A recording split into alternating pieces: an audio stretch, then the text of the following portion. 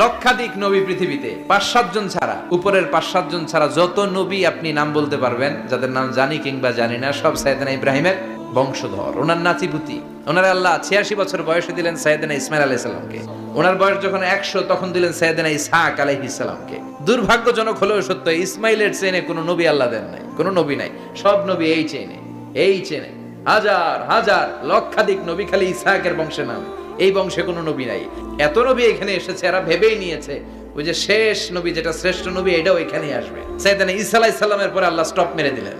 Stop মেরে দিয়ে 570 বছর পরে শ্রেষ্ঠ নবীটারে আল্লাহ এই চেনে পাঠিয়ে দিলেন। এজন্য আমরা হচ্ছি বানি ইসমাইল, আর এরা হচ্ছেন বানি ইসরাইল।